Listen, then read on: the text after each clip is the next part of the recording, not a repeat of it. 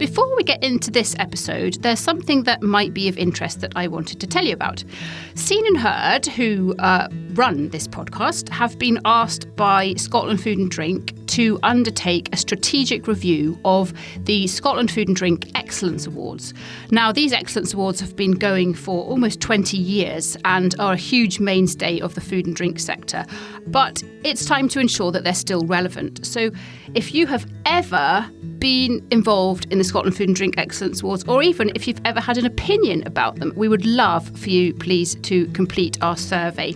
So if you go to the On Farm Twitter, which is at @on_farm UK, and click the link in the bio, there will be a tab in there that will take you to the survey, and it should only take you a very short while to complete, but we would be enormously grateful.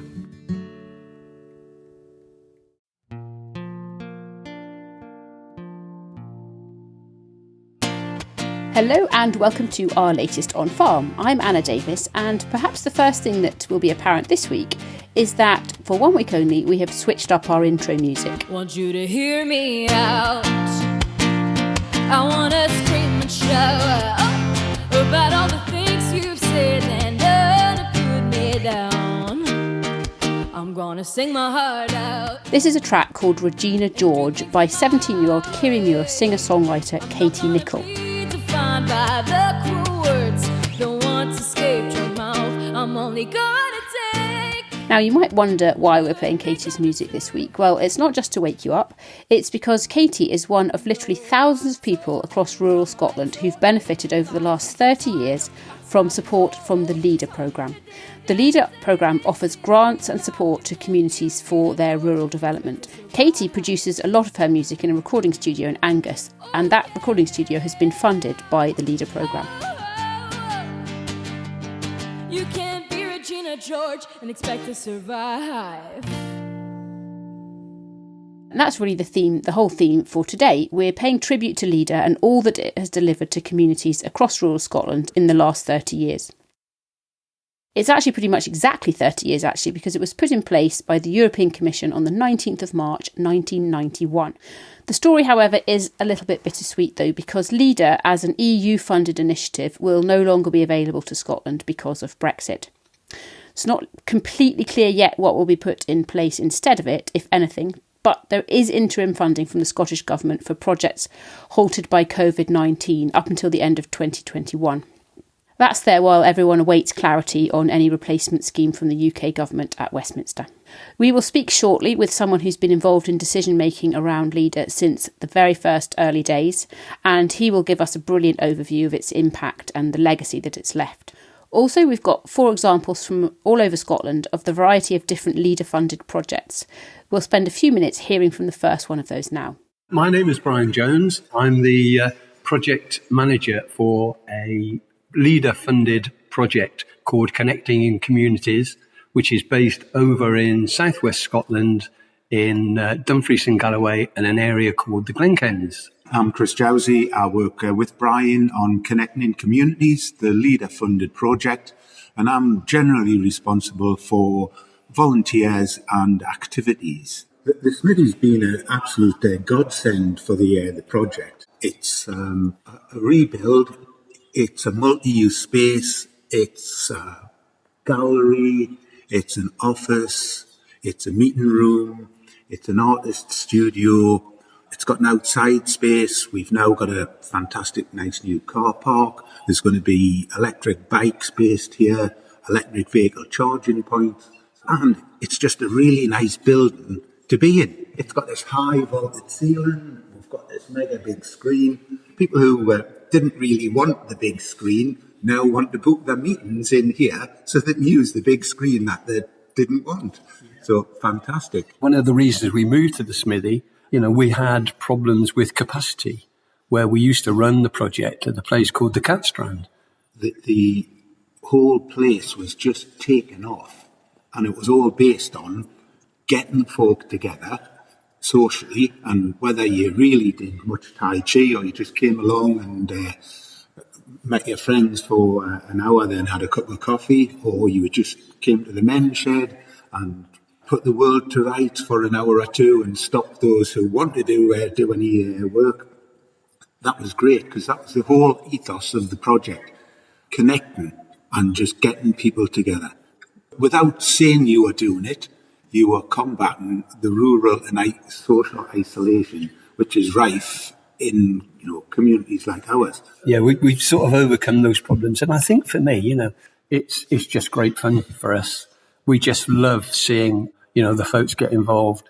Thank you to Brian and Chris from GCAT in the Glenkens, the first of 4 leader-funded projects we're hearing from in this episode.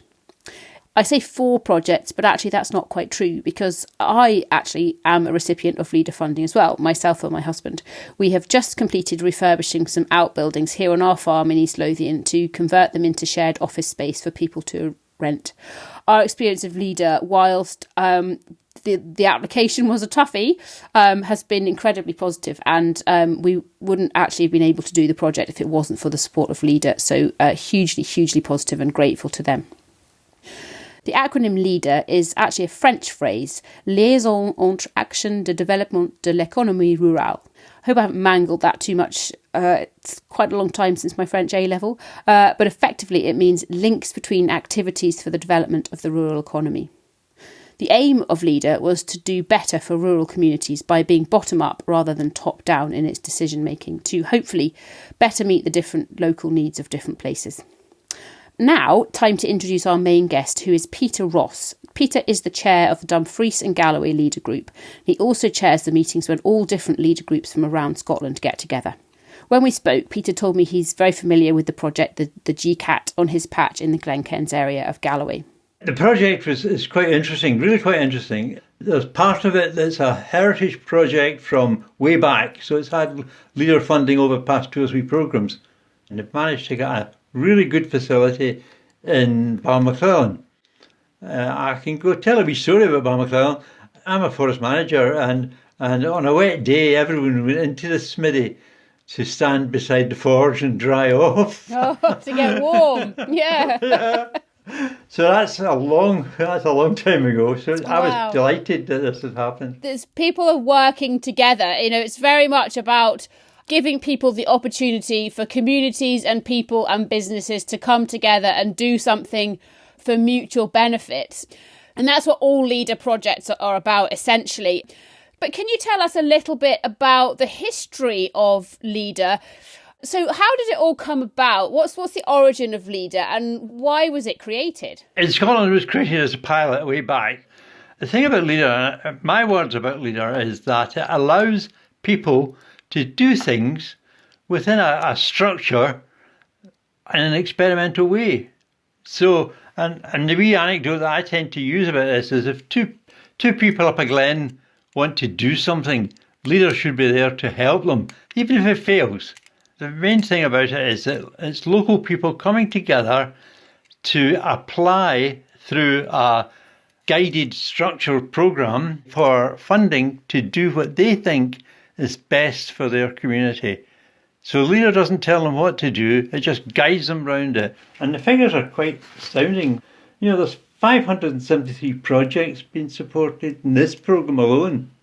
There's 105 crofting and farm diversification projects. Wow. There's 241 rural enterprise projects. That's probably where you fitted in, Anna, I think.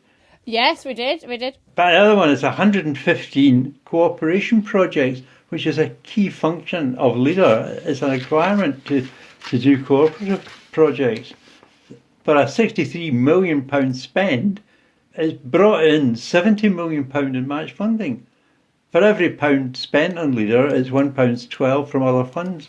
So it's a sort of multi-level thing, but it can be used for experimental purposes and learning purposes and risk-taking.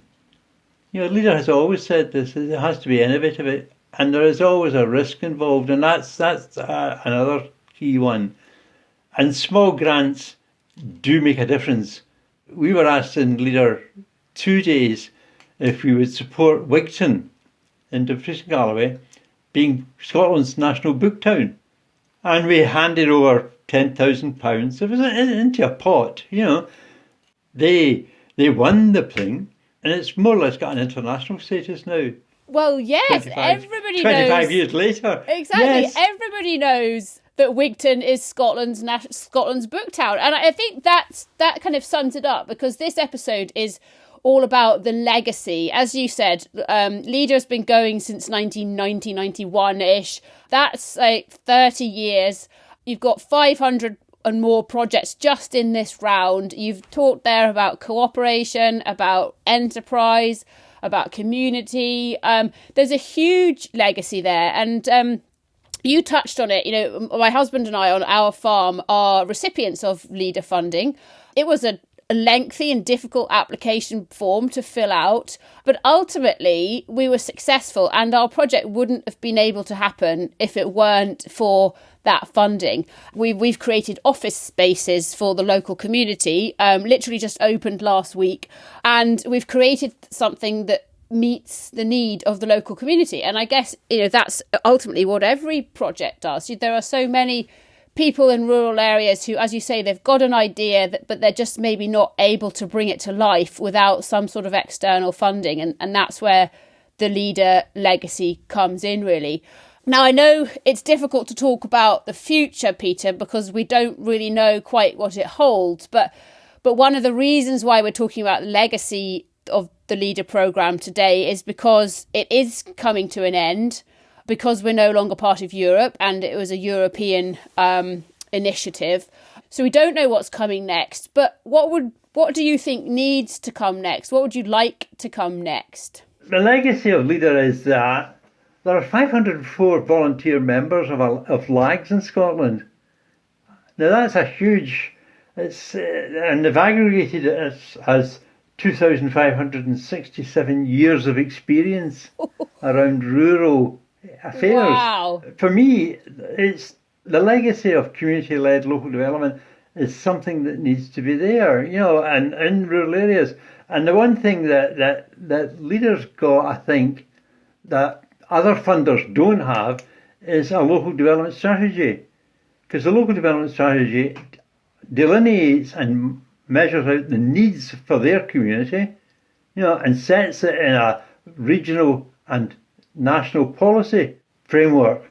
Any of us know that you could travel from one corner of Scotland to the opposite corner, and what you see on your journey is going to be so different. No two parts of Scotland are the same. And I think that's what's been important about Leader as well, is that they've very much, as you said, taken into account the needs within each specific area, and then projects have been funded based on how they can help meet those needs. And the needs in East Lothian, for example, my project, will be fundamentally different from the needs out on the islands or those in Dumfries and Galloway. And so it's been tailored to meet what these communities need. And as you say, a lot of things can't be driven by the market in certain areas, and therefore there needs to be another way to make things happen and create enterprise. So, I mean, I find the whole thing fascinating. If you don't mind, Peter, we've got two clips that we're going to play you now, which I'm sure you'd love to hear. The first one is a horticultural project that works with people with assisted needs and I can attest that the Barra is absolutely stunning, because whilst I've not stepped foot on it, I've been incredibly close to it. But this project is on the island of Barra. So we're going to hear now from the people running that project, and then we'll maybe have a chat about it after we've had a listen. My name is Angie Foster, and I'm a trustee of Gàradh and also a regular volunteer here. And I've been involved right from the very beginning. Peggy McLean, and I am the care manager for the Gàradh. It was really because people, you know, especially with mental health issues in the islands, didn't necessarily have an activity or a role or a place to go. I suppose you'd describe it as a horticulture therapy centre. We have polytunnels and we have open gardens. We're open to the public, so we sell lots of our plants and vegetables. And the people we work with, the people with assessed needs of any sort, are involved in all aspects, always working, you know, alongside other people who are volunteering or are paid carers. And that works very well. And they're also now involved in the cafe.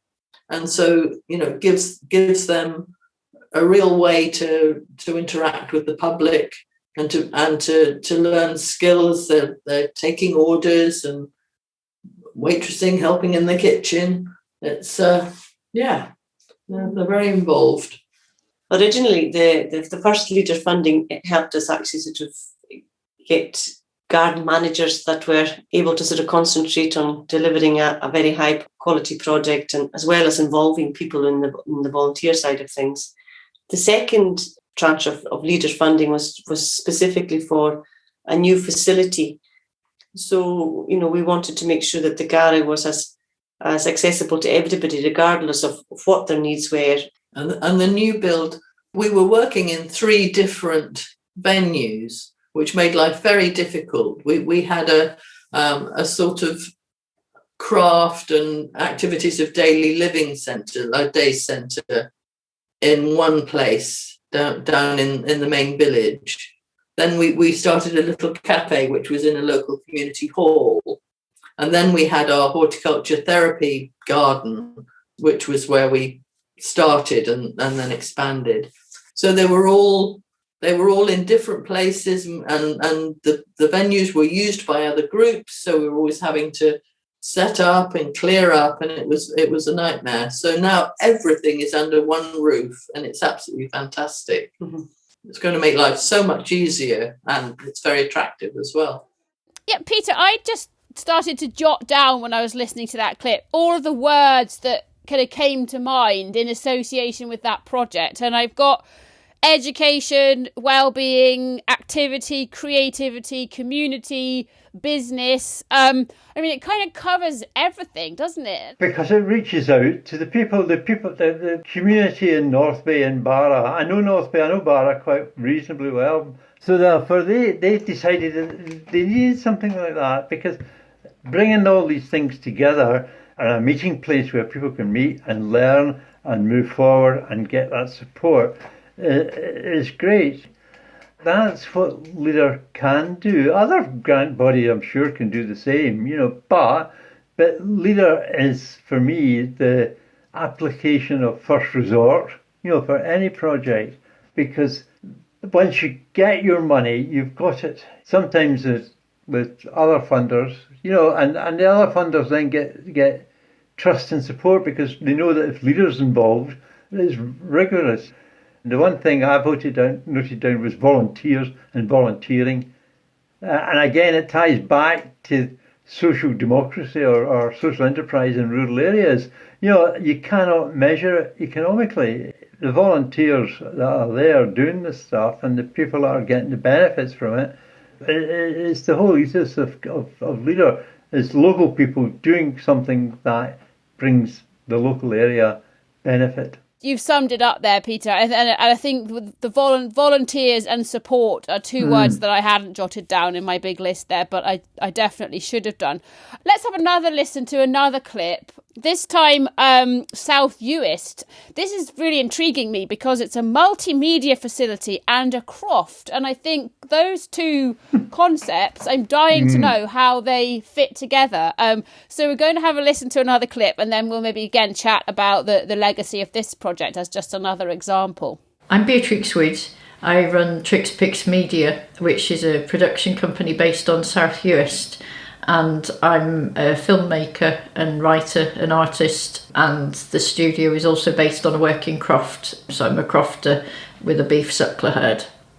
What has been created is this multimedia studio, so it contains an edit room for post-production and then an open studio space which has multiple purposes.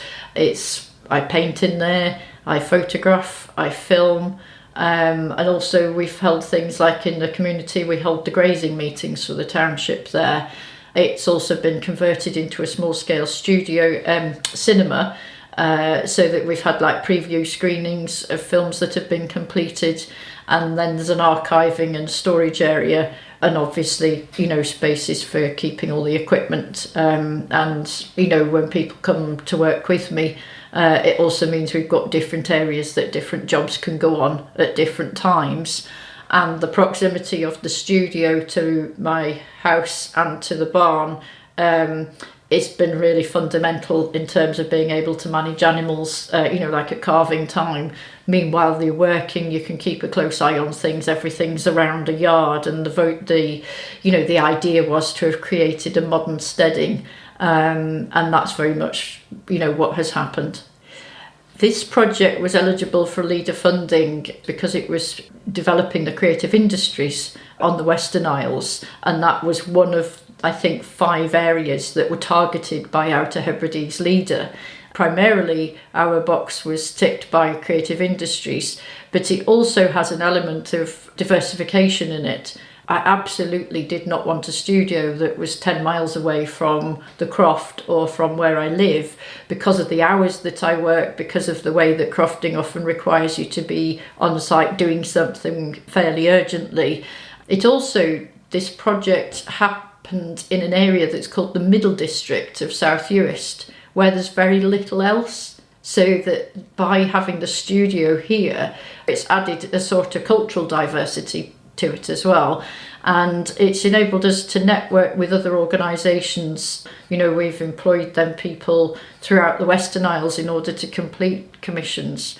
Gosh, Peter, Beatrix sounds like a multi-talented lady. I don't know quite where she finds the time for all of everything that she does, but as well as that, she's delivered several things for the community, hasn't she, through her leader application and success, whether it be a cinema or a studio, or just her ability to create film productions must be enormously powerful on South Uist in terms of probably driving tourism, etc., etc.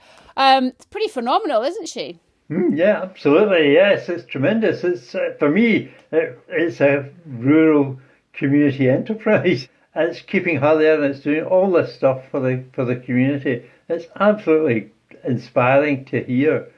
I'm sure, and I'm very confident, that it's all within all those 500 odd community projects and social enterprise projects. I'm sure every single one of them could say the same, in some respects, say the same story.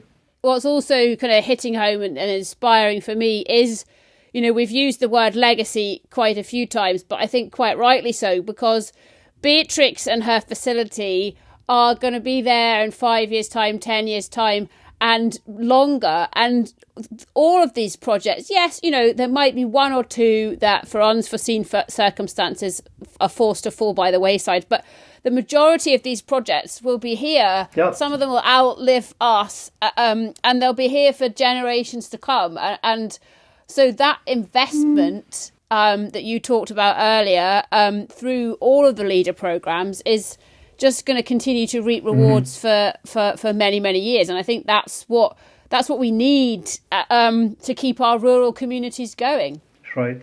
And I think too, I was thinking while I was listening to it, that one of the elements in the old days, there was Objective 1 and Objective 2 areas, and that's basically the Highlands and Islands and why the Highlands and Islands Development Company was formed.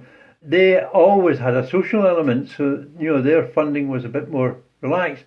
Leader filled that gap for the rest of rural Scotland in some respects, because it brought that social bit in to allow that funding to go play. It just wasn't about creating a job, or whatever, the way some of the enterprise companies work. There was a social enterprise, and it allows local people again to do the stuff. Talking about legacy, it was quite interesting. I was thinking about legacy. I have a story here. There's a little business in Dumfries and Galloway, and he came to us in Leader 2 Day because he was about to go bust because a machine had broken and he couldn't afford to replace it. And I think we gave him £750 towards this bit of machinery, and it's kept him in business. He's still there 30 years later. So that's our legacies. 30 years later. There for all to see. And as you say, some projects fall away. Some of my projects here fell away. But it reenacted itself, because when the wind farm development money came, the community that I live in, who had leader projects during the 90s, suddenly erupted and were the first to form a development trust to manage the wind farm benefit money, were the first to try and take over the hall, buy their hall, first to buy property. And I think that's some sort of, no matter what happens in leader, the legacy is still there. That community development role comes through in that community capacity. is there for all to see. I think we've got to work hard on the legacy. There's no doubt about it. And I may as well, if you don't mind me advertising ourselves, Independent in Galloway, we've had a futures group now for 2 years since Brexit, because we knew leader was going to happen. And we've put together a new manifesto. Oh, amazing. Yeah. For the future, for community local development. You have to think about where we're going. And that's current leaders thinking that's informing the future. That's the thing, isn't it? You, as you've said, all of the local action groups are full of highly skilled and knowledgeable people, and part of the legacy is not just that the projects themselves have received money to continue, but actually that all of the individuals on these groups are using the skills that they had before and those that they've learned through being involved to drive their local communities forward. So the legacy is kind of never ending. And I think, your man who you mentioned there, you helped him to buy a piece of equipment. So you've saved his business, but actually you've probably saved other businesses who he deals with and who he interacts with. So it's amazing how that kind of influence spreads. And I think the other thing you said there that's really key, particularly at the moment, we've been in the grips of a pandemic for over a year now, and as soon as we can get back to some kind of normality, the social aspect of all of these leader projects will really come into its own as people are able to interact again and assist more with, as like the horticultural project, assist more with people who've got certain needs. They might have mental health issues that where they need help and support and interaction. And so these leader projects, some of them will be a bit of a sort of phoenix from the flames once we come out of COVID to really come into their own even more. Mm-hmm. And that's why I'm delighted that the Scottish Rural Government have offered this framework. What did they call it? I'm losing all my papers. They want to future-proof rural and island communities, and they're suggesting that leader might be the one way to think about that. I know the politics are complicated and everyone's saying what's going to happen, but no matter what happens politically, that work would not be lost because they're all committed to it, and that's how I would like to see the things happen. Yeah, dead right, Peter. Regardless of the politics, the people who are already so involved in leader will make it continue in one guise or another. I think that absolutely sums it up. Thank you very much for taking time to get involved, and also thank you to you and the rest of the volunteers throughout Scotland for making it happen, because I'm just one recipient, but there are hundreds out there who wouldn't have been able to benefit if it wasn't for you and all your colleagues. So thank you very much. Here is another burst of 17-year-old Katie Nichol from Kirriemuir, who's very kindly given us permission to use her music in this episode. Tell me now, do you have a lover? If you do, I gotta say, well, that would be a bummer. Just wanna know, because I feel a flutter in my stomach when I'm talking to you. Next month, you're moving to the city, growing up and going on a study at uni, where you'll go out, get drunk, maybe pick some girls up, forget about the ones like me. You can search for her online, Katie Nick Music. That's Katie, KATIENIC MUSIC. And we'll also include a link in the episode description. So this song is called Give Me a Try. We're finishing this episode hearing from DD8 Music, the recording studio and youth work facility where Katie learned a lot of her trade and has in fact recorded several of her songs. Graham, who we're about to hear from, runs the charity. And as is often the case, he wears several hats. In this clip, he talks about leader funding for the music studio and also for a dementia charity he runs called Kirrie Connections. My name's Graham Galloway. The first experience I had with Leader was through DD8 Music. We received some funding from Leader to help set up a recording studio.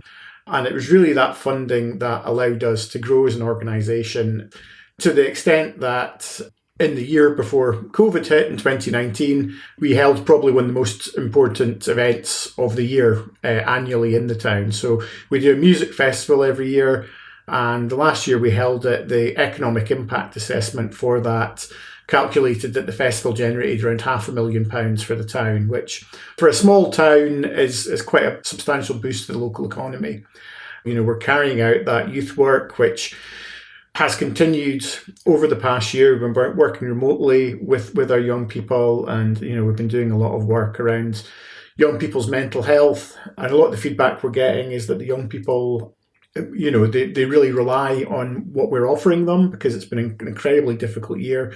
We hear very similar stories through Kirrie Connections, where some of the kind of evaluation from the last year, one of the terms that's used again and again by our families is that we're a lifeline, because there isn't another local service or charity that has kept up the level of support that we have with them throughout the past year. And again, you know, it all comes back to that initial leader grant that enabled us to get established and get set up and have the confidence to go on to these bigger things. Thank you for being with us, everybody, once again. This has been a packed episode. Thank you to Peter Ross, thanks to Graham Galloway, who we just heard from, and also to Brian and Chris from right at the start of the show, as well as Beatrix, Angie and Peggy, who all told us about their leader-funded projects. We don't know if or how leader funding will be available in the longer term, but it's pretty clear from today that it's had an enormously positive impact on rural Scotland, as well as on the core skills, training and motivation that Peter talked about. Rural communities have really been able to make use of funding to do some pretty amazing things. This episode of On Farm has been produced with the Scottish Rural Network to mark the Leader's 30th anniversary and pay tribute to all the great work that's been done. Leader funding is delivered through the 2014 to 2020 Scottish Rural Development Programme as part of Pillar 2 of the Common Agricultural Policy. Thank you again for listening, and we will see you next time.